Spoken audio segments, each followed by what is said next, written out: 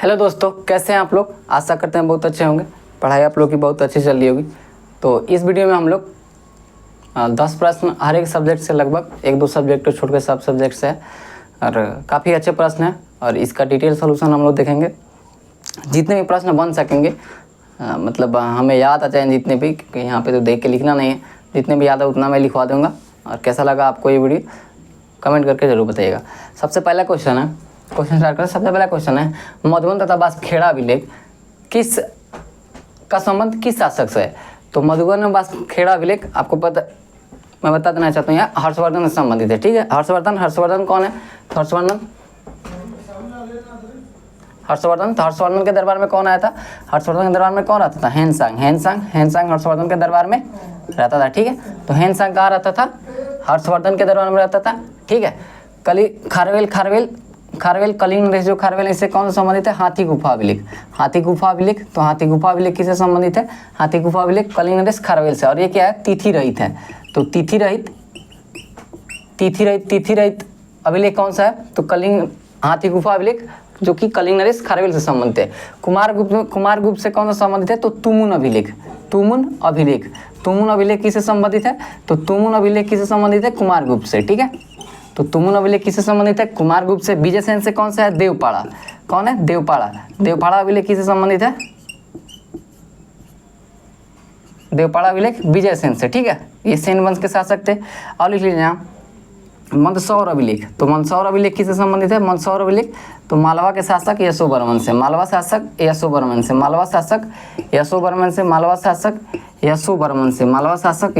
से कौन से संबंधित है, तो मालवा शासक यशोवर्मन से मंदसौर अभिलेख। ठीक है, और जूनागढ़ तो जूनागढ़ अभिलेख किससे संबंधित है, जूनागढ़ अभिलेख किससे संबंधित है, जूनागढ़ अभिलेख तो ये किससे संबंधित है, रुद्रदामन से। किससे, रुद्रदामन से।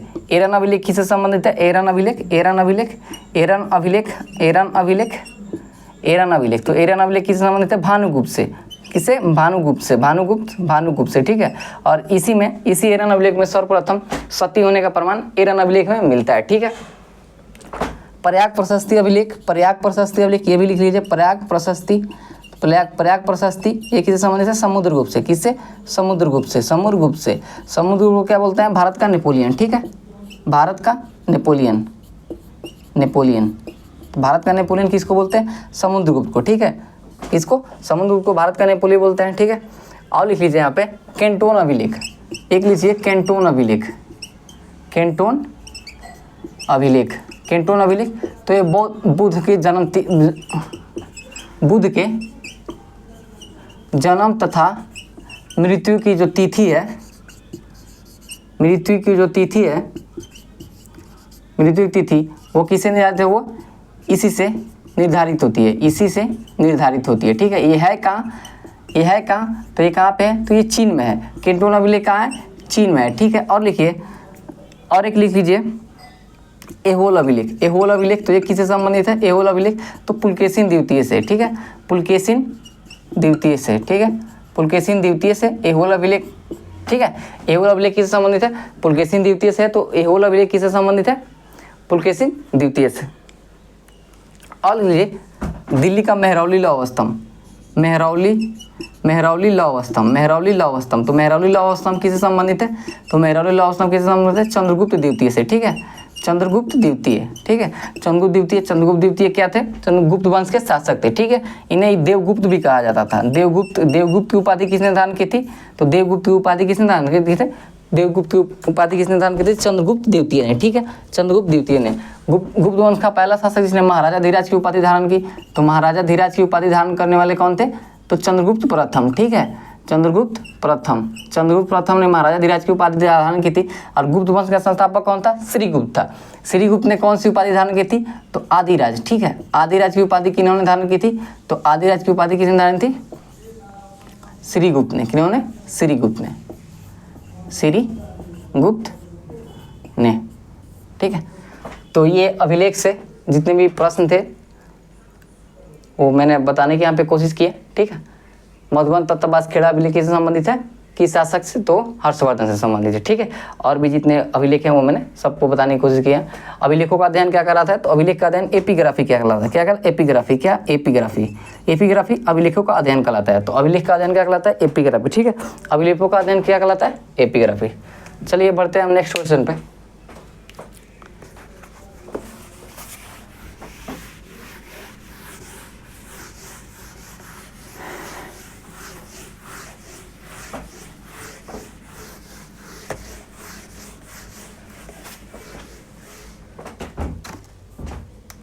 अगला क्वेश्चन है, तीसरे बौद्ध सम्मेलन की अध्यक्षता किसने की थी, काफी अच्छा प्रश्न है, ठीक है। तो ऑप्शन में है, ए में है महाकश्यप, ठीक है। बी में है साबाकामी, बी में है साबाकामी, सी में है मोगलीपुत्तिस्य,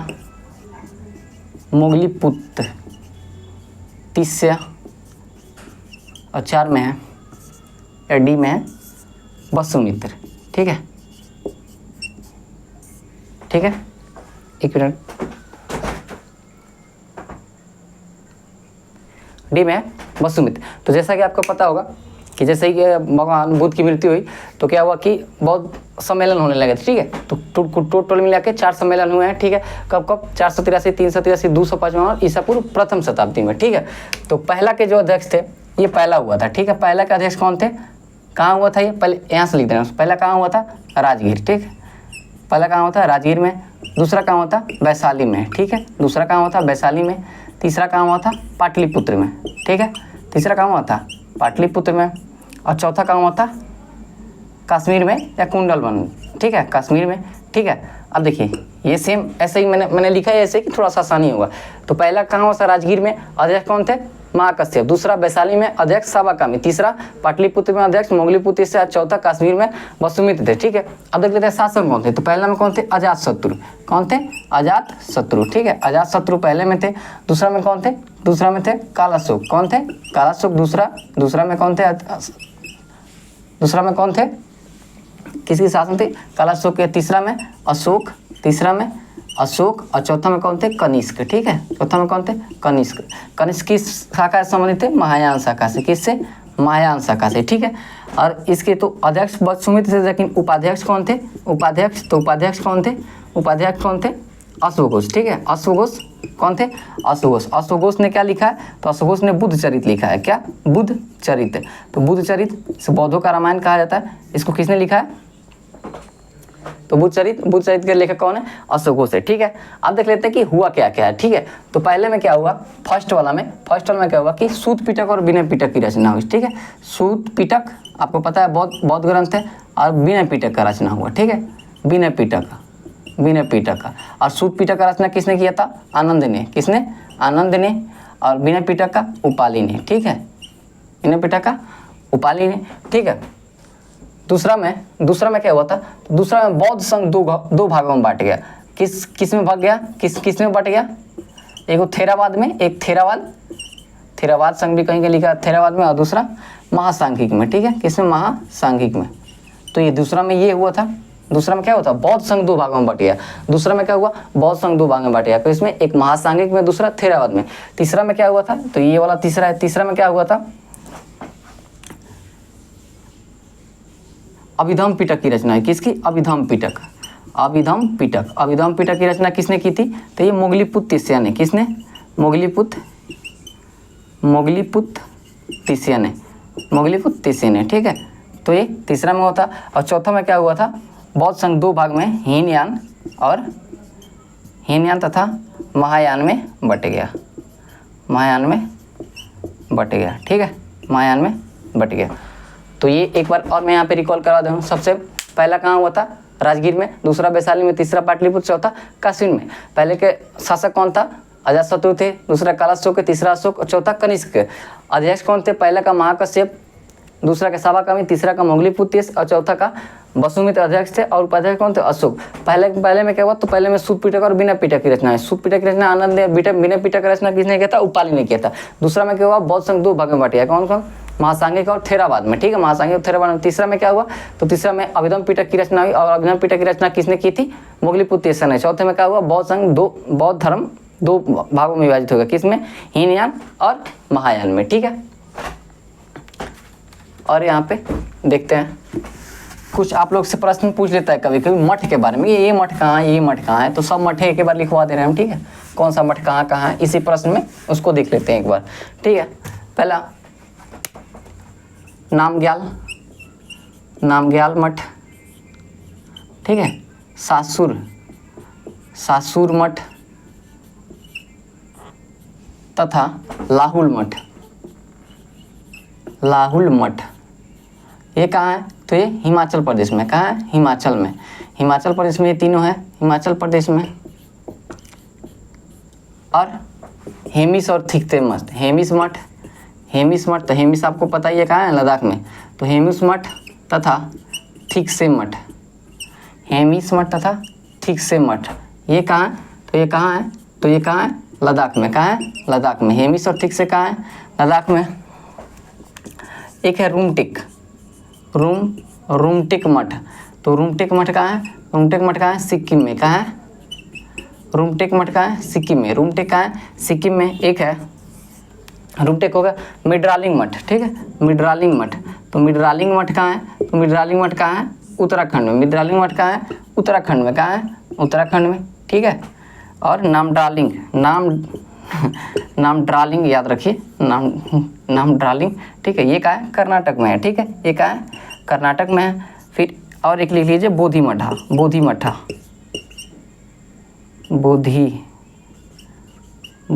मठ, ये कहाँ है? ये गया में है, ठीक है, गया या बोध गया में, ठीक है।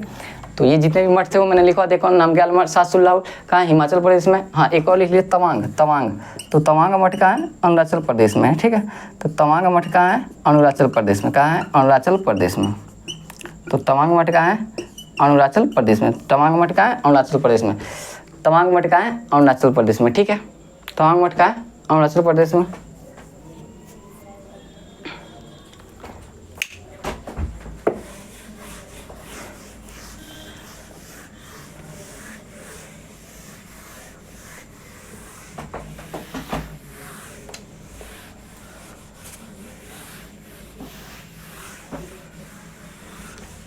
और इसमें से कुछ बच रहा है।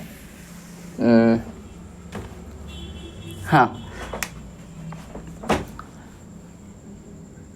ये बुद्ध के जीवन से कुछ प्रतीक है और संबंध, मतलब क्या उससे किसका संबंध है, ठीक है। तो पहला है हाथी का, तो हाथी का मतलब कि बुद्ध का गर्भ में आना, ठीक है, मतलब हाथी किसका संकेत है? गर्भ में आने का, ठीक है। कमल क्या है? जन्म का। कमल क्या है? जन्म का। कमल जन्म का है, ठीक है। तीसरा है गृह त्याग, तो गृह त्याग का क्या है? घोड़ा है, ठीक है। चौथा है पीपल, तो पीपल क्या है? तो पीपल है ज्ञान प्राप्ति का, ठीक है। पांचवा है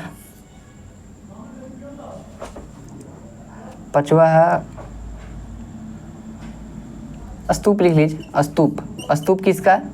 मृत्यु का, ठीक है, मृत्यु का। बुद्ध का जन्म कब हुआ था? 540 ईसा पूर्व, 540 ईसा पूर्व, और मृत्यु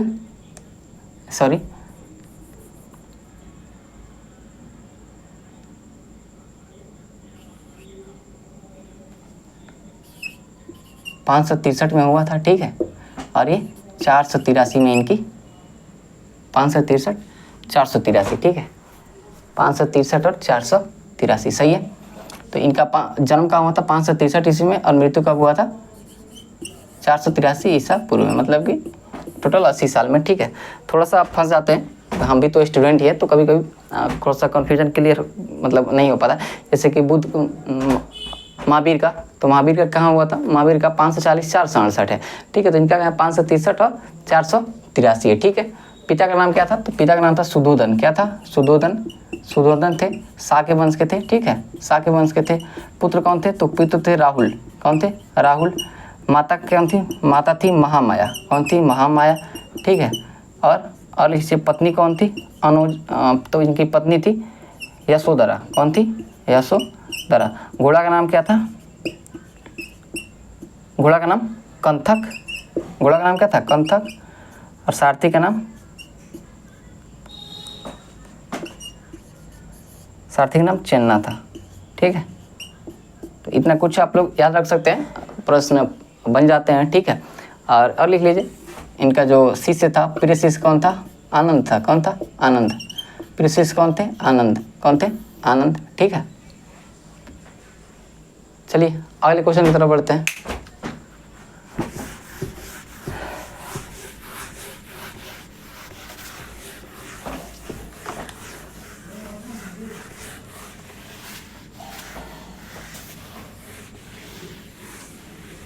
अगला क्वेश्चन है, उपसर्ग की स्थिति किस तिथि को होती है? तीसरा है, ये काफ़ी अच्छा क्वेश्चन है, ठीक है, बहुत ज़्यादा इसमें कन्फ्यूजन होता है। उपसर्ग की स्थिति कब या किस तिथि को होती है, ठीक है। ऑप्शन में है 4 जुलाई, बी में है 3 जनवरी, सी में है 21 जून और डी में है 22 दिसंबर, ठीक है। देखिए उपसर्ग और अपसर्ग, देखिए यहाँ पे इंग्लिश वर्ड भी कभी दे देता है और हिंदी वर्ड भी दे देता है। तो मैं यहाँ पे आपको 4 वर्ड क्लियर कर रहा हूँ, ठीक है। पहला है उपसर्ग, ठीक है, उपसर्ग। दूसरा है अपसर्ग, अपसर्ग। तीसरा है अपभू, आपको पता ही होगा। और चौथा है उपभू, ठीक है। देखिए इसको इंग्लिश में बोलते हैं, इसको बोलते हैं एपीहिलियन, एपीहिलियन, ठीक है। इसको बोलते हैं पेरीहिलियन, पेरीहिलियन, ठीक है, पेरीहिलियन। इसको बोलते हैं एपोजी, एपोजी। इसको बोलते हैं पेरोजी, इसको बोलते हैं पेरोजी, पेरोजी, ठीक है। देखिए ऐसे आप लोग याद कब कर सकते हैं? देखिए उपसर्ग होता है और अपसर्ग। अप मतलब ऐसे अप, ठीक है। अप मतलब क्या होता है? उठना जैसे होता है अप, अप मतलब तो जैसे ही अप होगा तो सबसे दूर, मतलब समझिए कि ऊपर की तरफ उठ रहा है, तो इसका मतलब कि दूर भाग रहा है। अप, अपसर्ग, तो ये दूर भागेगा। तो जैसे दूर भागने की स्थिति होती है, तो ये कब होती है दूर भागने की स्थिति? जैसे कि आप 2 स्थिति होती है, एक 3 और एक 4। तो 3 पहले आता है, इसका मतलब कि नज़दीक होगा। एक 3 जनवरी होता है और एक 4 जुलाई होता है। तो 3 क्या है? 3 जनवरी पहले आएगा, तो इसका मतलब कि नज़दीक। और जुलाई क्या है? लास्ट में आएगा, इसका मतलब क्या? दूर, ठीक है। तो अपसर्ग मतलब भी क्या होता है? दूर होना। अपसर्ग मतलब होता है दूर होना। तो ये होता है 4 जुलाई को, ठीक है, 4 जुलाई को। और जब 4 जुलाई को अपसर्ग हो गया, सॉरी हाँ अपसर्ग हो गया, तो 3 जनवरी को अपने आप क्या हो जाएगा? 3 जनवरी को अपने आप क्या होगा? उपसर्ग हो जाएगा। नहीं समझ में आया? 3 जनवरी को अपने आप उपसर्ग हो गया, एक अपसर्ग हो गया, तो एक तो उपसर्ग होगा ही, ठीक है। अब देखिए यहाँ पे मैं आपको एक ट्रिक बता दे रहा हूँ कि इसमें बहुत कन्फ्यूजन होता है। कहीं कहीं डायरेक्ट पेरीहिलियन ऐसे हिंदी में लिख देगा और उपसर्ग अपसर्ग नहीं देगा, फिर वहाँ फंस जाएगा। तो इसको याद रखने का एक अगर आप याद रखिएगा तो दूसरा अपने आप याद रख जाए। देखिए ये अ है, ये अ है ना, और ये क्या है? ए है। और आपको पता है ए से क्या होता है? अ, बस यही तो याद रखना है। ए से क्या होता है? ए से होता है अ, तो ये क्या होगा? अपसर्ग। देखिए उपसर्ग है, ये तो पी है, कोई मन ही नहीं रहा, ठीक है। तो ए से अ, इसका मतलब कि जब भी एपीलियन होगा तो वो अ से स्टार्ट होगा, इसका मतलब अ से कौन होगा? अपसर्ग, ठीक है। तो ए से अ मतलब अपसर्ग को एपीलियन, और कब होगा? अपसर्ग मतलब दूर, 4 जुलाई को। और 3 जनवरी को क्या होगा? उपसर्ग। और पेरीहिलियन, एपीलियन होता है, एक पेरीहिलियन होगा, सबसे नजदीक 3 जनवरी को। अब देखिए ये भी से हैं, अपभू को एपोजी और उपभू को पेरोजी। अपभू मतलब जब चंद्रमा पृथ्वी से सबसे दूर हो, ठीक है। और अपसर्ग मतलब जबकि सूर्य पृथ्वी से सबसे ज्यादा दूर हो, ठीक है। ये तो अपभू मतलब जब चंद्रमा पृथ्वी से सबसे दूर हो, और उपभू मतलब जब चंद्रमा पृथ्वी से नजदीक हो। तो ये भी क्या है? ए है, अ से स्टार्ट हो रहा है। और ये भी क्या है? एपोजी भी ए से स्टार्ट हो रहा है। बस हो गया, अपभू मतलब एपोजी और उपभू मतलब पेरोजी, खत्म कहानी। कितना आसान है कि नहीं? इसका सही आंसर क्या हो जाएगा? क्या बोले हैं? उपसर्ग की स्थिति। उपसर्ग मतलब नज़दीक, तो नज़दीक कब होगा? उपसर्ग 3 जनवरी को, ठीक है। तो इसका सही आंसर क्या हो जाएगा? 3 जनवरी को। 21 जून को क्या होता है? 21 जून को क्या होता है? 21 जून को होता है उत्तरी अयनांत, ठीक है। उत्तरी अयनांत क्या होता है? उत्तरी अयनांत क्या होता है? जब कर्क रेखा पर सनलाइट सीधे पड़ता है, ठीक है। ये कब होता है? उत्तरी अयनांत कब होता है? 21 जून को। और फिर से दक्षिणी गोलार्ध में भी जब मकर रेखा पे, ठीक है, मकर रेखा पर सनलाइट पड़ेगा, वो कब होगा? 22 दिसंबर को। तो इसको बोलते हैं दक्षिणी अयनांत। क्या बोलते हैं? दक्षिणी अयनांत। क्या बोलते हैं? दक्षिणी अयनांत, ठीक है, दक्षिणी अयनांत, ठीक है। तो उत्तरी अयनांत कब होगा? 21 जून को। तो इसमें क्या होगा? सबसे बड़ा दिन होगा। कहाँ? 21 जून को सबसे बड़ा दिन। कहाँ? उत्तरी गोलार्ध में, ठीक है, उत्तरी गोलार्ध में उत्तरी अयनांत होगा। और इस दिन इसमें सबसे बड़ा दिन होगा, सबसे बड़ा दिन। तो अगर आपसे क्वेश्चन पूछे कि उत्तरी गोलार्ध में सबसे बड़ा दिन कब होता है, तो 21 जून को। और दक्षिण गोलार्ध में सबसे बड़ा दिन कब होता है? तो 22 दिसंबर को। 21 जून 22 दिसंबर को। दो स्थिति और बनती है, कब? 21 मार्च और 23 सितंबर। 21 मार्च और 23 सितंबर। इस दिन क्या होता है? 21 मार्च और 23 सितंबर को दिन और रात बराबर होते हैं, ठीक है। इसी को बोलते हैं विषुव। क्या बोलते हैं? विषुव। क्या बोलते हैं? विषुव या इक्विनॉक्स। अरे इंग्लिश मेरी कमजोर है, इक्विनॉक्स, ठीक है, इंग्लिश हमारी बिल्कुल भी कमजोर है। तो क्या बोलते हैं? विषुव। जब 21 मार्च और 23 सितंबर को दिन रात बराबर हो जाएगा। क्यों होगा? क्योंकि इस दिन जो सनलाइट होता है ना, वो पड़ता है कहाँ पे? विषुवत रेखा पर डायरेक्ट पड़ता है। कब? 2 दिन, साल में 2 दिन, 21 मार्च और 23 सितंबर को। जबकि 21 जून को क्या होता है? मकर रेखा पे, मतलब उत्तरी गोलार्ध में सीधे सनलाइट पड़ता है, तो वहाँ पे सबसे बड़ा दिन हो जाता है और इसको उत्तरी अयनांत बोलते हैं, ठीक है। और दक्षिण अयनांत कब बोलते हैं? सबसे बड़ा दिन हो जाता है 22 दिसंबर को, जबकि मकर रेखा पे सनलाइट पड़ता है, तो उसको बोलते हैं, ठीक है। ये आपको समझ में आएगा। अच्छा, पृथ्वी का दैनिक गति और वार्षिक गति, दैनिक गति और वार्षिक गति कितना कितना है? दैनिक गति और वार्षिक गति, दैनिक गति तो 23 घंटा 56 मिनट और 4 सेकंड। मतलब कि पृथ्वी 23 घंटे 56 मिनट 4 सेकंड में अपनी धुरी पे अपना एक चक्कर लगाती है। अपना मतलब अपनी धुरी पे, यहाँ से स्टार्ट हुई ऐसे है। अच्छा, परिक्रमण और परिभ्रमण में आप लोगों को एक मैं चीज़ समझा दे रहा हूँ यहाँ पे, ठीक है। तो इसको बोलते हैं परिक्रमण, इसको बोलेंगे परिक्रमण, ठीक है। दैनिक गति को ही परिक्रमण गति बोलते हैं, परिक्रमण। ये बहुत लिपापोती हो गया यार, इसको मैं मिटा दे रहा हूँ, ठीक है। ये काफ़ी अच्छा मैं आप लोग को बताने जा रहा हूँ, काफ़ी अच्छा ये, ठीक है। बहुत कन्फ्यूजन कभी कभी हो जाता है। इसको बोलते हैं दैनिक गति या परिक्रमण, ठीक है, परिक्रमण, ठीक है। और इसको बोलते हैं, एक को बोलते हैं इसको बोलते हैं परिभ्रमण, परिभ्रमण, और इसको बोलते हैं परिक्रमण या वार्षिक गति, ठीक है, वार्षिक गति, ठीक है, ठीक है। तो ये कितना दिन का होता है? तो 365 दिन, ठीक है। तो 365 दिन 5 घंटा 48 मिनट और 46 सेकेंड का, ठीक है। तो देखिए, परिभ्रमण और परिक्रमण में आपको अंतर स्पष्ट कर रहा हूं। देखिए, परिभ्रमण होता है, परिभ्रमण या दैनिक गति मतलब होता है कि ये पृथ्वी है, अगर ये पृथ्वी का एक्सिस है, तो यहाँ से अगर स्टार्ट हुआ तो यहाँ पे आया, और यहाँ पे मतलब कि देखिए ये स्टार्ट हुआ, यहाँ से आया, फिर यहाँ से पृथ्वी यहाँ पे एक चक्कर लगा लिया, और ऐसे ही धीरे धीरे क्या होता है? घसकते जाता है, ऐसे ऐसे घसकते जाता है। तो इसी को बोलते हैं परिभ्रमण। और परिक्रमण जब बोलते हैं, जबकि यहाँ पे अगर सन है तो इसको ये क्या किया? चारों तरफ से ऐसे, मतलब इधर से, मतलब ये तो आ नहीं सकता ऐसे, जब सन को एक चक्कर लगा, इसको बोलते हैं परिक्रमण, ठीक है। तो परिभ्रमण और परिक्रमण आप लोग समझ गए, ऐसे याद रख सकते हैं। परिक्रमण जैसे कि यज्ञ में जो होता है ना, गाँव में तो हम लोग जाते हैं तो क्या होता है? उसको पूरा घूमना होता है, एक बार हम लोगों को उसको घूमना होता है। तो परिक्रमा लोग करता है, कितना लोग 500 बार, कितना बार 1000 2-2000 बार लोग करता है।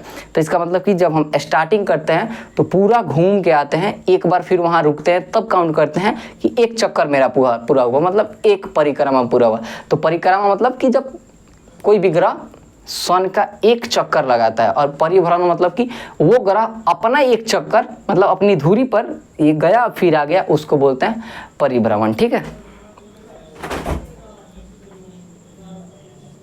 तो इतना आप लोग को समझ में आ गया होगा, परिभ्रमण और परिक्रमण। तो परिक्रमण है दैनिक गति 23 घंटे 56 मिनट 4 सेकंड और परिक्रमण या वार्षिक गति 365 दिन 5 घंटे 48 मिनट 46 सेकंड। यही 56 ये 56 होते हुए इसमें से 4 बजते हुए 4 चौका 16 मिनट उधर से हो जाता है और उधर से इधर उधर काट के सेकेंडों ने मिला के एक लीप ईयर में फिर ये क्या होता है एक दिन में बदलता है, तो ये क्या 366 दिन हो जाता है। ठीक है,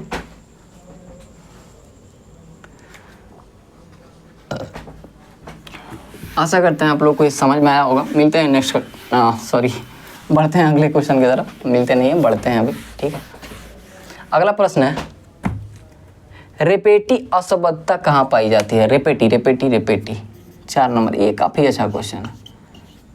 रेपेटी असंबद्धता रेपेटी असंबद्धता कहाँ पाई जाती है? कहाँ पाई जाती है रेपेटी असंबद्धता? ठीक है, ए ऑप्शन में है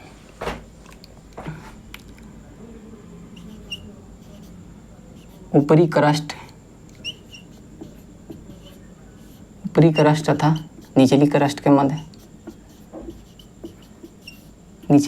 मध्य, बी नंबर में है क्रस्ट तथा मेंटल के मध्य, क्रस्ट तथा मेंटल के मध्य,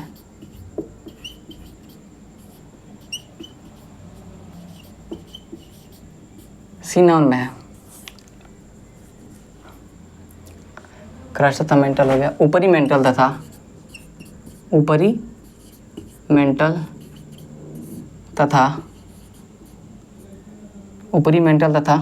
निचली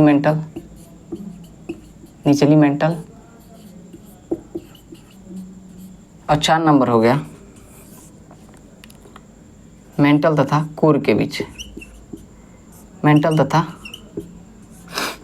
कोर के मध्य। ठीक है, तो देखिए यहाँ पे क्या होता है, जैसे कि ये अगर पृथ्वी है, मान लीजिए ये अगर पृथ्वी है, ठीक है, और इसका हम एक भाग अगर ऐसे काट ले रहे हैं, ठीक है, ऐसे अगर समझ लीजिए, ठीक है, तो इसको 3 भाग में ये बंटा होता है। ठीक है, एक, ठीक है, इसको बोलते हैं क्रस्ट,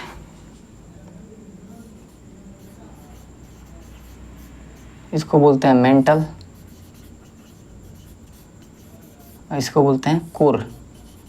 ठीक है, अब क्या होता है कि इन दोनों इस मतलब ये एक हो गया, ये एक, इन तीनों के बीच में भी एक काल्पनिक रेखाएं होती है। ठीक है, ऐसे ये हो गया, ये ऐसे होता है। ठीक है,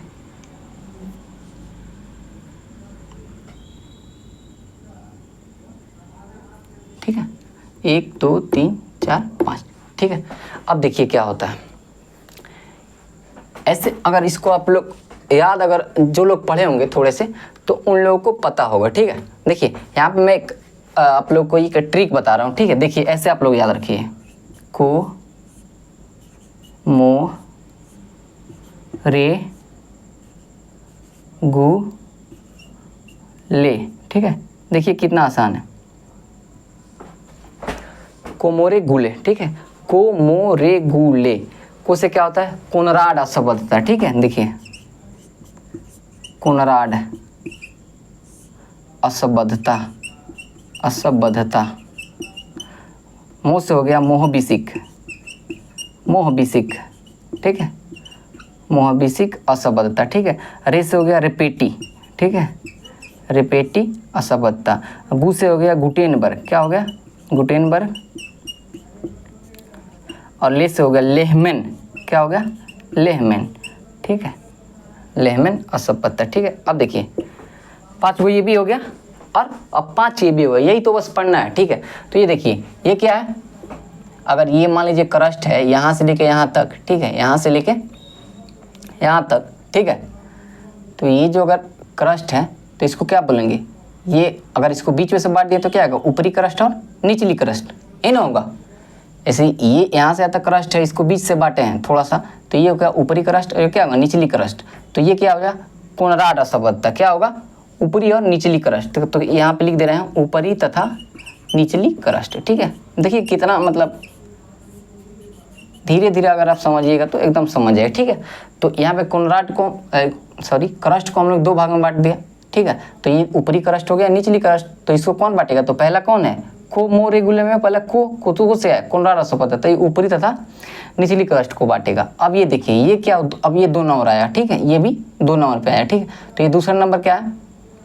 ये मेंटल वाला है, ठीक है। तो ये किसको बांटेगा? कोमोरेगुले, यहाँ से यहाँ मेंटल है, ठीक है। और ये 2 नंबर पे आ रहा है, 1 2, तो यहाँ पे 2 नंबर में कौन आ रहा है? मोहबिसिक। कौन आ रहा है? मोहबिसिक। तो मोहबिसिक किसको बांटेगा? ये तो ऊपर वाला क्रस्ट हो गया और ये क्या हो गया? मेंटल, और ये बीच में है, तो ये किसको बांटेगा? क्रस्ट और मेंटल को। तो किसको बांटेगा? क्रस्ट तथा मेंटल को, ठीक है। तो क्रस्ट तथा मेंटल को ये बांटेगा, ठीक है। अब आ जाते हैं तीसरा पे।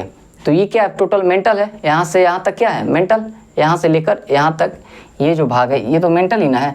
और मेंटल को हमने क्या किया? एक 2 भागों में बांटा है, तो ये ऊपरी मेंटल और क्या हो जाएगा? निचली मेंटल। और इसको कौन बांट रहा है? तो तीसरे नंबर पे कौन है? रेपेटी है, तो क्या हो जाएगा? ऊपरी मेंटल और निचली मेंटल, तो क्या हो जाएगा? ऊपरी तथा निचली मेंटल, ठीक है। तो ऊपरी तथा निचली मेंटल, ठीक है। यहाँ तक कोई दिक्कत नहीं होगा, ठीक है। अब आ जाते हैं अगला। तो ये हो गया, ये हो गया, ये हो गया 4 नंबर। तो ये क्या हो गया? अब ये क्रस्ट भी हो गया, मेंटल भी हो गया। ये लास्ट में क्या बचा? ये वाला,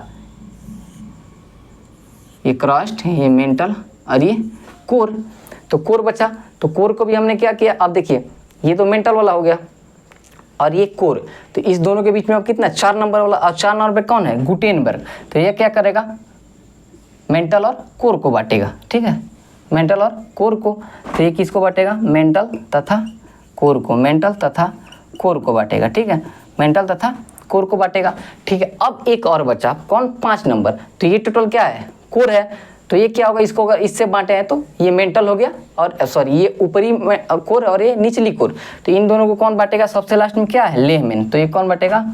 ऊपरी तथा निचली कोर को, निचली कोर को, ठीक है। समझ गए आप लोग? कितना आसान है, ठीक है।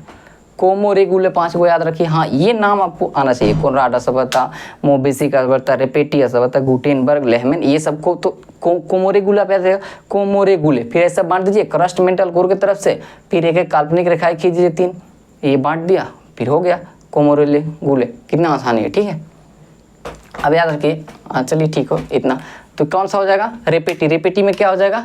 ऊपरी तथा निचली मेंटल। तो ऊपरी तथा निचली मेंटल, ये सी ऑप्शन इसका क्या होगा? सही जवाब होगा। तो सी ऑप्शन इसका सही जवाब हो जाएगा। मिलते हैं, सॉरी, चलते हैं अगले क्वेश्चन की तरफ, ठीक है। अगले क्वेश्चन की तरफ चलते हैं।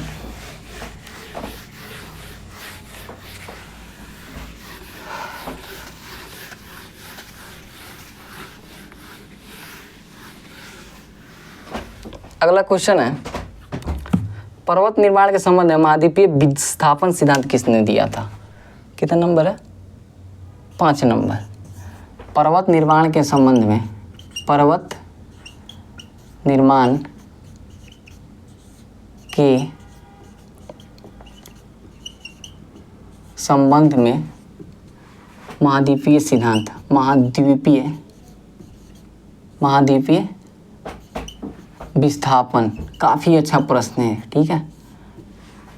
महाद्वीपीय विस्थापन सिद्धांत किसने दिया? ये बिहार SIBS CGL 4 के लिए काफ़ी इंपॉर्टेंट है, ठीक है। ऑप्शन में ए में है कोबर, बी में है वेगनर, सी में है कोबर, वेगनर, जेफ्रीज, ठीक है। और डी में है TR होम्स, ठीक है, होम्स। तो देखिए यहाँ पे कुछ सिद्धांत था, ठीक है, वहाँ पे मैं लिख दे रहा हूँ। पर्वत निर्माण के संबंध में सभी ने अपना अपना सिद्धांत दिया था। कौन कौन दिया था? देखिए, एक तो भू संतति एक सिद्धांत दिया था, एक दिए थे तापीय संकुचन, तापीय संकुचन सिद्धांत, तापीय संकुचन सिद्धांत। एक था महाद्वीपीय फिसलन, महाद्वीपीय फिसलन, महाद्वीपीय फिसलन, महाद्वीपीय फिसलन। एक था महाद्वीपीय विस्थापन। ये सभी सिद्धांत हैं, ठीक है, महाद्वीपीय विस्थापन। और है संवहन सिद्धांत, संवहन सिद्धांत। और है रेडियो एक्टिविटी, रेडियो एक्टिविटी सिद्धांत, रेडियो एक्टिविटी सिद्धांत। और है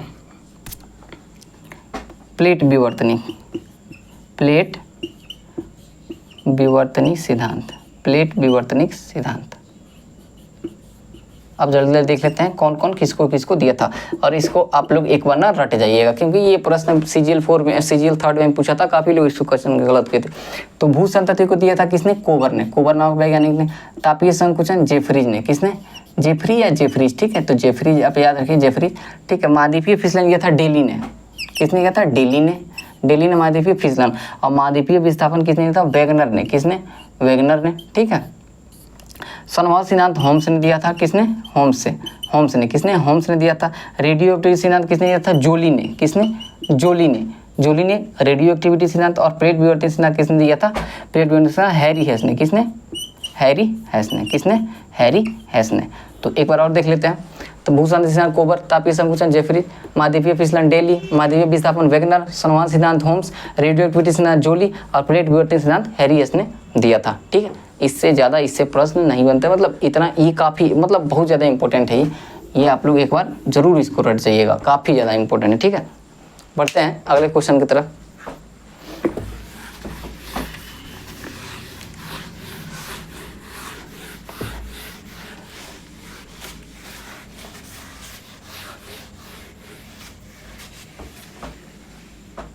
अगला प्रश्न है कीसेराइट किसका अयस्क है?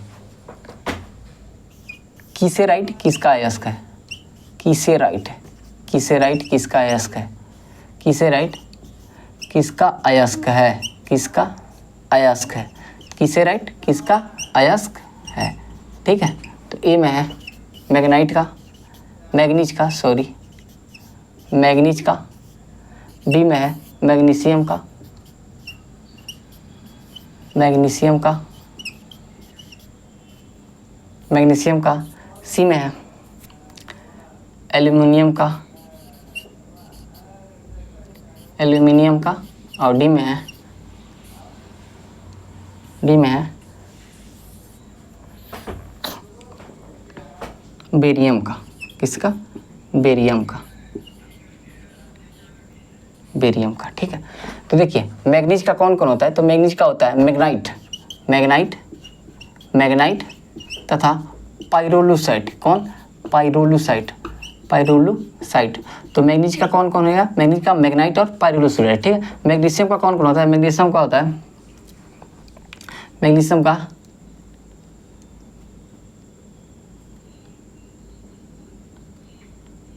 मैग्नीशियम, पहले एल्यूमिनियम का देख लेते हैं, फिर बेरियम का। बेरियम का होता है बेराइट,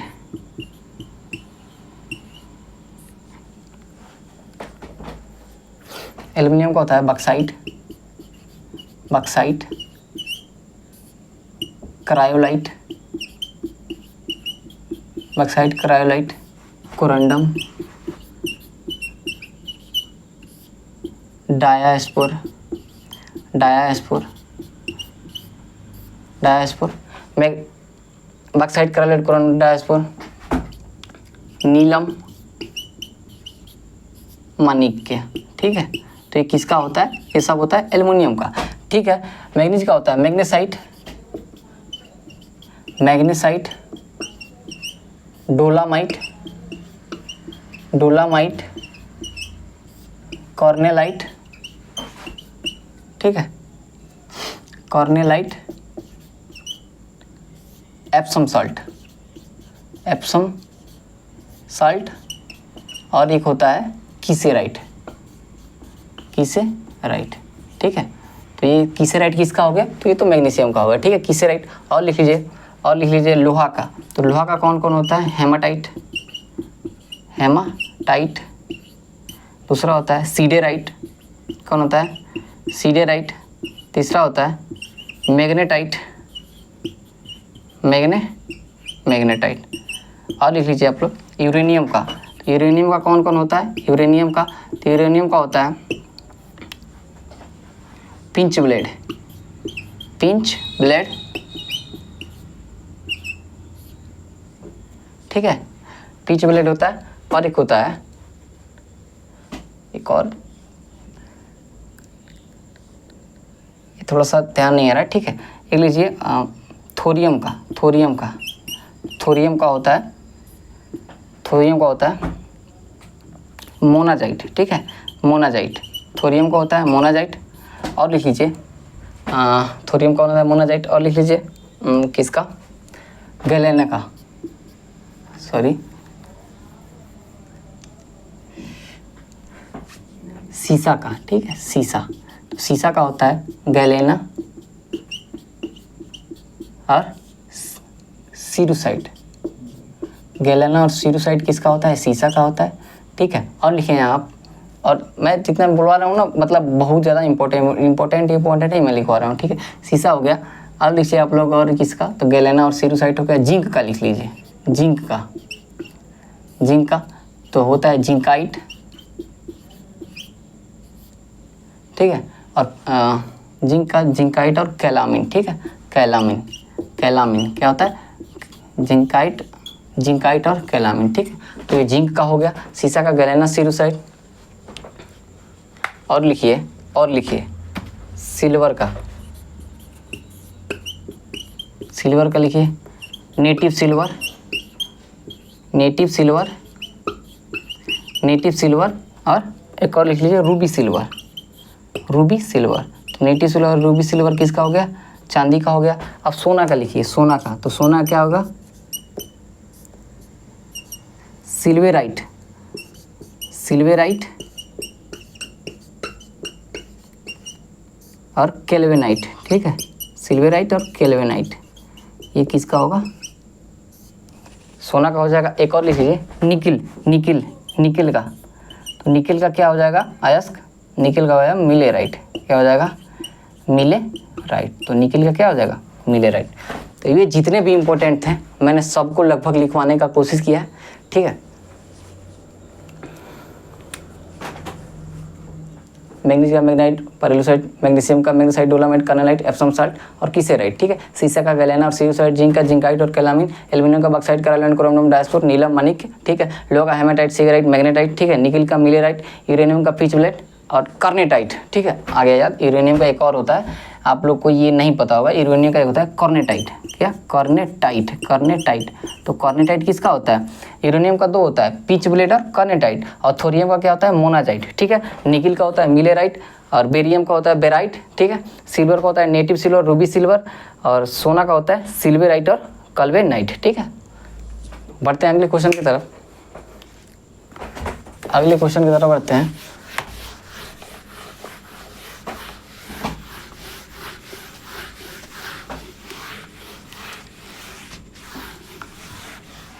अगला क्वेश्चन है, कौन सा उपधातु नहीं है,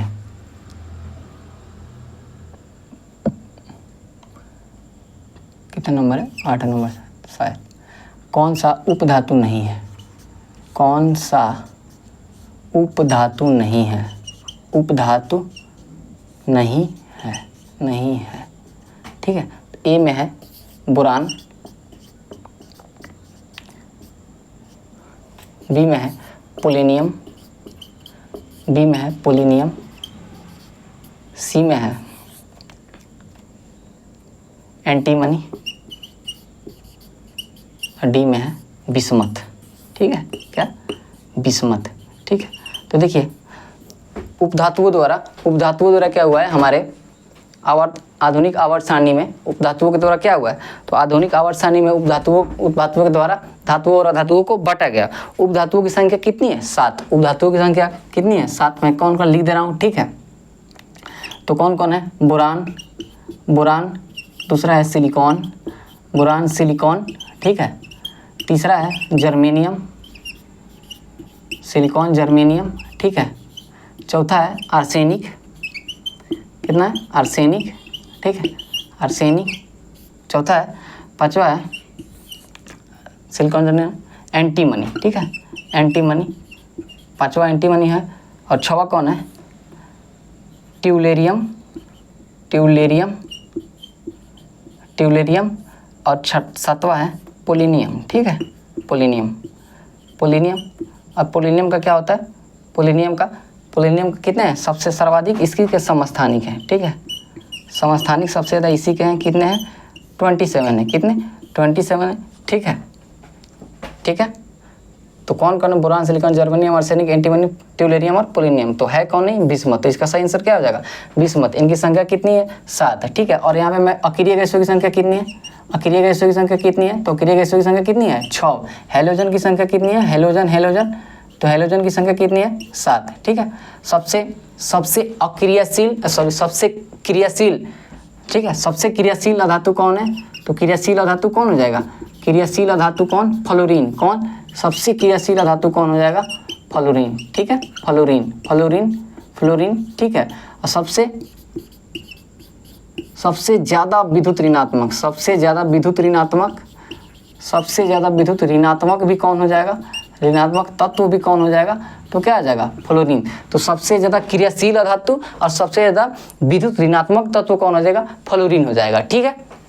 एक और लीजिए इलेक्ट्रॉन, सर्वाधिक इलेक्ट्रॉन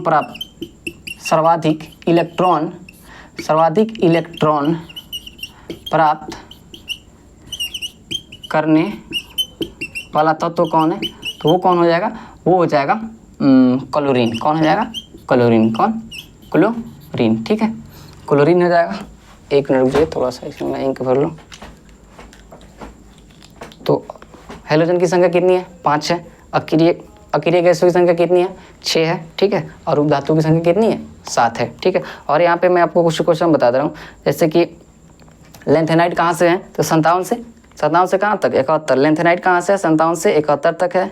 और एक्टिनोइड कहाँ से 89 से लेकर 103, तो लेंथेनाइट 57 से लेकर 71 और एक्टिनोइड 89 से लेकर 103। ये किस वर्ग में आते हैं, तो ये थ्री वर्ग के हैं, वर्ग 3 के हैं और आवर्त 6 के हैं, ठीक है। और ब्लॉक किस में है, तो एफ ब्लॉक के तत्व है। तो लेंथेनाइट एक्टिनोइड किस ब्लॉक के तत्व हैं, एफ ब्लॉक के तत्व हैं। किस वर्ग के हैं, 3 वर्ग के हैं। और किस पीरियड है आवर्त का है, तो आवर्त 6 के हैं, ठीक है आवर्त 6 के हैं ये, ठीक है आवर्त 6 का है, ठीक है ठीक है। सबसे भारी धातु कौन होती है, ओस्मियम होती है, ठीक है। सबसे हल्का तत्व कौन होता है, सबसे हल्का तत्व, तो सबसे हल्का तत्व कौन सा होता है, हल्का तत्व में पूछ देते कौन होता है हाइड्रोजन। सबसे हल्का धातु पूछे तो सबसे हल्का धातु पूछे तो कौन हो जाएगा, तो सबसे हल्का धातु कौन हो जाएगा लिथियम, कौन सा होगा लिथियम, ठीक है। मौसमी गुब्बारों में कौन सा भरा रहता है, तो मौसमी गुब्बारों में कौन रहता है हीलियम। मौसमी गुब्बारों में क्या भरा रहता है, हीलियम भरा रहता है, मौसमी गुब्बारों में हीलियम भरा रहता है, ठीक है मौसमी गुब्बारों में हीलियम भरा रहता है, ठीक है। चलिए अगले क्वेश्चन की तरफ बढ़ते हैं। अगला क्वेश्चन है सर्वाधिक उपलब्ध ब्लड ग्रुप कौन सा है। ये काफ़ी मतलब मुझे इंटरेस्टेड क्वेश्चन लगा, ये शायद 8 या 9 है, मैं भूल जा रहा हूँ, ठीक है। सर्वाधिक उपलब्ध ब्लड ग्रुप, सर्वाधिक उपलब्ध ब्लड ग्रुप है, ऑप्शन ए में है A+, बी में है O-, सी में है O+, और डी में है AB-, ठीक है। सबसे पहले तो ब्लड ग्रुप का खोज किया जाता है कार्ल लैंडस्टीनर, ठीक है लैंडस्टीनर। तो कार्ल लैंडस्टीनर ने क्या किया था, ब्लड ग्रुप का खोज किया था, किसने कार्ल लैंडस्टीनर, ठीक है। सबसे देखिए यहाँ पे सबसे ज़्यादा ब्लड ग्रुप कौन सा है, सबसे ज़्यादा ब्लड ग्रुप, ठीक है सबसे ज़्यादा ब्लड ग्रुप कौन है, सबसे ज़्यादा ब्लड ग्रुप कौन है O+, ठीक है। सबसे कम कौन है, सबसे कम ब्लड ग्रुप कौन सा है, सबसे कम ब्लड ग्रुप कौन सा है AB-, सबसे कम मिलता है कौन, ए बी माइनस। सर्वाधिक रक्तदाता कौन है, सर्वाधिक रक्तदाता, सर्वाधिक रक्त या सार्वभौमिक रक्तदाता, सार्वभौमिक रक्तदाता, सार्वभौमिक रक्तदाता कौन है, तो सार्वभौमिक रक्तदाता कौन सा आता है, ओ निगेटिव। और सर्वाधिक रक्त प्राप्त करता, सार्वभौमिक रक्त प्राप्त करता, ठीक है। सार्वभौमिक, मैं बोल रहा हूँ उस पर, राइटिंग पे थोड़ा कम ध्यान दीजिएगा लोग। सार्वभौमिक रक्त प्राप्त करता, तो ये कौन सा होता है, तो ये कौन सा होता है, ए बी निगेटिव, ठीक है। तो सबसे ले सकता है कौन, ए बी निगेटिव। सबको मतलब दे सकता है, किसको, कौन दे सकता है, ओ निगेटिव सबसे कम मिलेगा, ए माइनस, और सबसे ज़्यादा ब्लड ग्रुप ओ। यहाँ पे आप देखिए थोड़ा सा एक और देख लीजिए, ये एंटीजन, ये क्या है, एंटीबॉडी, ठीक है। और ये ब्लड ग्रुप, यहाँ पे एक सारणी में बना दे रहा हूँ, ठीक है। ये ग्रुप, ब्लड ग्रुप, ठीक है। ये ए, ये बी, ये ए बी और ये ओ, तो ये blood group A B, A B और ओ। तो देखिए ब्लड ग्रुप में एंटीजन तो ऐसे याद रखिए, B A no A B, ठीक है। देखिए कितना आसान, ऐसे आप लोग बहुत आसान हो जाएगा, ठीक है। देखिए और यहाँ पे हो जाएगा, और ये सॉरी गलत हो गया, थोड़ा सा हो जाता है। यहाँ पे सेम होगा, ए बी नो, यहाँ कर दीजिए, यहाँ पे कर दीजिए B A no A B. इसका मतलब देखिए कितना अच्छा से समझा रहा हूँ क्या होता है। ये blood group A B O हो गया, ठीक है। ए बी ओ, तो ब्लड ग्रुप ए में एंटीजन उपस्थित रहता है, ब्लड बी में कौन सा एंटीजन होगा, बी होगा। ब्लड ए बी में कौन सा एंटीजन होगा, ए बी होगा, जबकि ब्लड ओ में एंटीजन नहीं होता है। सेम यहाँ पे देखिए, ब्लड ग्रुप ए में कौन सा एंटीबॉडी होगा, बी। ब्लड ग्रुप बी में कौन सा एंटीबॉडी होगा, ए। ब्लड ग्रुप ए बी में कौन सा एंटीबॉडी, कोई एंटीबॉडी नहीं होता है। अब ब्लड ग्रुप ओ में कौन सा एंटीबॉडी होगा, ए बी। तो ऐसे याद रखिए, ए तो ब्लड ग्रुप लिख दीजिए, और same A B no, B A no A B. जब इसे 10-15 बार कीजिएगा ना, तो आपको ये सारणी याद हो जाएगी, आपको कहीं दिक्कत नहीं आएगा क्वेश्चन बनाने में, ठीक है। और यहाँ पे मैं आपको एक ब्लड ग्रुप निकालना सिखा दे रहा हूँ, ठीक है, क्योंकि मैं पढ़ा ही रहा हूँ तो थोड़ा अच्छे से पढ़ा देता हूँ, ठीक है। आप लोग बड़ा रटते हैं इसको कि ये कैसे निकलता है, ये वो, कुछ नहीं होता है। मैं देखिए कैसे कितना आसानी से बता दे रहा हूँ, ठीक है। ब्लड ग्रुप को निकालना, ठीक है। देखिए हमारे हर एक ब्लड ग्रुप में एक विशेष प्रकार का जीन्स होता है, जिसको कि IgA, जैसे देखिए अगर ए ब्लड ग्रुप होगा तो उसको लिखेंगे ऐसे, आई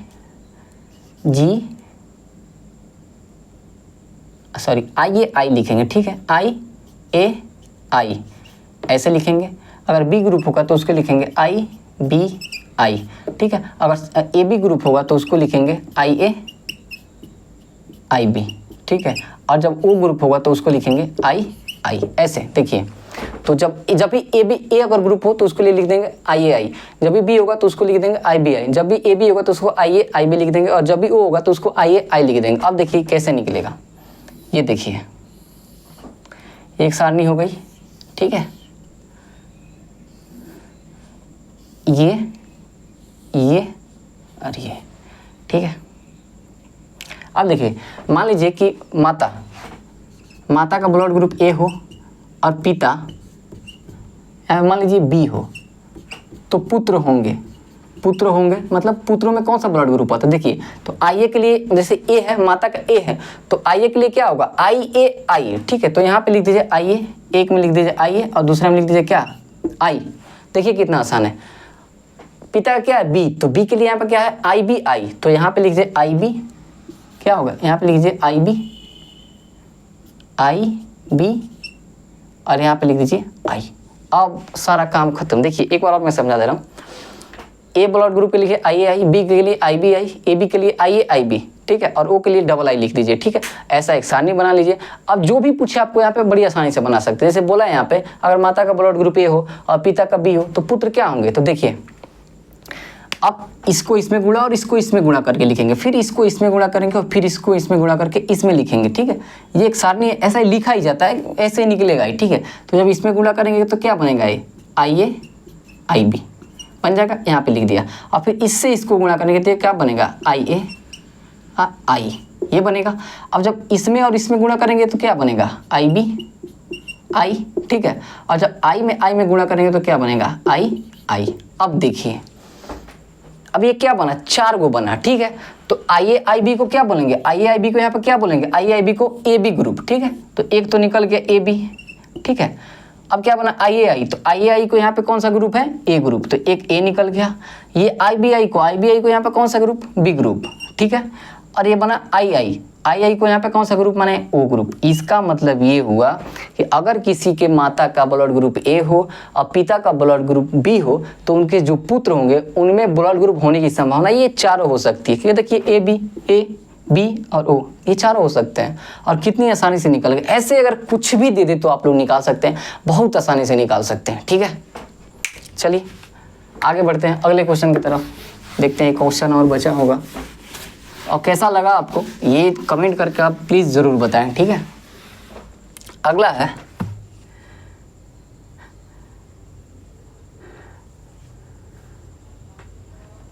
राष्ट्रपति किस अनुच्छेद के तहत, अगला क्वेश्चन एक पॉलिटी का क्वेश्चन है, शायद 10 ही नंबर है या 9 नंबर। राष्ट्रपति किस अनुच्छेद के तहत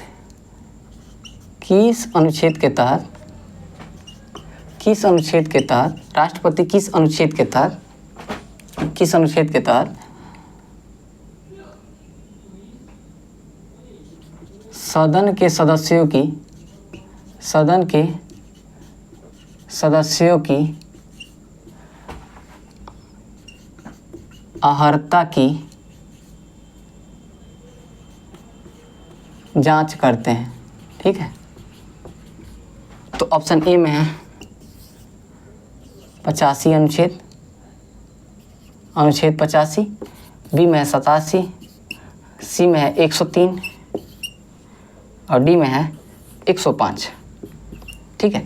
तो यहाँ पे राष्ट्रपति से पहले कुछ इंपॉर्टेंट अनुच्छेद बता दे रहा हूँ, खुद ब खुद निकल जाएगा, ठीक है, ठीक है। तो सबसे पहले यहाँ देखिए, सबसे पहले अनुच्छेद 52, ठीक है। तो क्या होगा, राष्ट्रपति का इसमें क्या है, वर्णन है, किसमें, अनुच्छेद 52 में क्या है, राष्ट्रपति का वर्णन है। 53 में क्या है, सर्वोच्च सेनाओं का कमांडर कौन होगा, तो सर्वोच्च सेना का कमांडर कौन होगा, सर्वोच्च सेना का कमांडर राष्ट्रपति होंगे, ठीक है, अनुच्छेद 53 में, ठीक है। 54 में क्या है, 54 में है क्या, निर्वाचन मंडल, क्या है, निर्वाचन मंडल, कौन है, निर्वाचन मंडल। अच्छा, राष्ट्रपति के निर्वाचन मंडल में कौन कौन भाग लेते हैं, तो राष्ट्रपति के निर्वाचन मंडल में कौन कौन भाग लेते हैं, सदन के दोनों सदस्य, मतलब लोकसभा राज्यसभा क्या निर्वाचित सदस्य, मनोनीत सदस्य कभी नहीं भाग लेंगे, ठीक है। तो लोकसभा और राज्यसभा के निर्वाचित सदस्य, ठीक है। और राज्य विधानसभा के क्या होते हैं, राज्य विधानसभा के निर्वाचित सदस्य, ठीक है। और दिल्ली और पांडिचेरी विधानसभा के निर्वाचित सदस्य राष्ट्रपति के निर्वाचक मंडल में भाग लेते हैं, ठीक है। अब 55 में क्या है, निर्वाचन है, ठीक है। तो 55 में क्या है, निर्वाचन, तो 55 में क्या है, निर्वाचन है। 56 में क्या है, 56 में कार्यकाल है, क्या है, कार्यकाल है। 57 में क्या है कि दोबारा नियुक्त, तो एक राष्ट्रपति कितना ही बार बने, मतलब कितना बार राष्ट्रपति बन सकते हैं। 58 में क्या है, योग्यता है, अनुच्छेद 58 में क्या है, योग्यता है। अच्छा, 59 में क्या है, शर्तें हैं, क्या है, शर्तें हैं। अनुच्छेद 60 में क्या है, शपथ कौन दिलाता है, सर्वोच्च न्यायालय का मुख्य न्यायाधीश या मुख्य न्यायाधीश की अनुपस्थिति में कोई अन्य न्यायाधीश सर्वोच्च न्यायालय का ही होना चाहिए, ठीक है। अनुच्छेद 61 में क्या है, महाभियोग है, क्या है, महाभियोग, ठीक है, महाभियोग है, ठीक है। अनुच्छेद 62 में क्या बोला है, तो 62 में बोला है कि राष्ट्रपति का कार्यकाल पूरा होने से पहले चुनाव कर लिया जाना चाहिए, ठीक है। अब 72 में क्या है, क्षमादान है, क्या है, क्षमादान है, ठीक है, ठीक है। 74 में क्या है, मंत्रिपरिषद की नियुक्ति कौन करते हैं, राष्ट्रपति करते हैं, ठीक है। 75 में क्या है, प्रधानमंत्री है, ठीक है। 78 में क्या है, 78 में पहले 77 में क्या है, 77 में सारे काम राष्ट्रपति के नाम से होगा, सारे काम राष्ट्रपति के नाम से होगा। तो सारे काम राष्ट्रपति के नाम से होगा, राष्ट्रपति के नाम से होगा। एक इसमें 77 में। 78 में क्या है, तो 78 में क्या है, ये प्रधानमंत्री से राष्ट्रपति, तो प्रधानमंत्री राष्ट्रपति से क्या करते हैं, सूचना प्राप्त करते हैं, क्या करते हैं, सूचना प्राप्त कर सकते हैं, ये है, ठीक है। 78 में, ठीक है। 79 में क्या है, तो 79 में संसद है, संसद में। 80 में राज्यसभा है, और 81 में क्या है, लोकसभा है, ठीक है, लोकसभा। 82 में क्या है, 82 में परिसीमन आयोग, क्या है, परिसीमन आयोग, तो परिसीमन आयोग किस में है, 82 में है, ठीक है। इतना हो गया, थोड़ा सा इसको मिटा दे रहे हैं, ठीक है। जितने भी हैं अनुच्छेद वो सब मैं बता दे रहा हूँ, एक बार आपको रिकॉल तो जरूरी हो जाएगा। ठीक है, ठीक है, कहाँ तक है? 82। ठीक है, 85 में क्या है? 85 में 17 अवसान या विघटन। ठीक है, तो प्रधानमंत्री की सलाह पर राष्ट्रपति क्या करता है? लोकसभा का विघटन कर सकता है। 87 में क्या है? विशेष अभिभाषण है। क्या है? विशेष अभिभाषण। तो राष्ट्रपति का विशेष अभिभाषण का इसमें है तो 87 में, किसमें? 87 में। ठीक है, आ जाए यहाँ पे 103 के अंतर्गत क्या करते हैं राष्ट्रपति? ये क्या करते हैं? संसद के सदस्यों की अर्हताओं की जांच करते हैं, किसके? चुनाव आयोग की सहायता से, अनुच्छेद 103 के। तो इसका सही आंसर क्या हो जाएगा? 103। ठीक है, 105 में संसदीय सदस्यों का विशेषाधिकार, जैसे एमपी होते हैं ना, जो एमपी का, उनका विशेषाधिकार किसमें? 105 में। ठीक है, 108 में क्या है? यहाँ पे 103 से तो ये हो गया। 108 में क्या है? संयुक्त अधिवेशन। क्या है? संयुक्त अधिवेशन। ठीक है, संयुक्त अधिवेशन। अब तक संयुक्त अधिवेशन कितना बार हुआ? तो 3 बार हुआ। कब? एक बार 1961, 1978 और 2002। 1961 में दहेज प्रतिषेध अधिनियम, 1978 में बैंकिंग सुविधा से कुछ रिलेटेड था, बैंकिंग प्रणाली से, उससे हुआ था। और 2002 में पोटा से रिलेटेड था। तो अब तक ज्वाइंट सिटिंग 3 बार हुआ है। ठीक है, 112 में क्या है? 112 में है बजट नहीं, वार्षिक वित्तीय विवरण। तो बजट को कौन रखवाते हैं? राष्ट्रपति रखवाते हैं। ठीक है, वित्त मंत्री को कहते हैं कि रखने के लिए, अनुच्छेद 112 में है। ठीक है, 123 में क्या है? अध्यादेश है। क्या है? अध्यादेश। क्या है? अध्यादेश है। ठीक है, अध्यादेश है। 143 में क्या है? तो अनुच्छेद 143 में सलाह है। क्या है? सलाह लेंगे। क्या? सलाह लेंगे। ठीक है, सलाह लेंगे। ठीक है, तो यही इतना ही बस रन देते हैं। मिलते हैं नेक्स्ट वीडियो में। और कैसा लगा आपको ये वीडियो कमेंट करके ज़रूर बताएं। मिलते हैं नेक्स्ट वीडियो में। जय हिंद।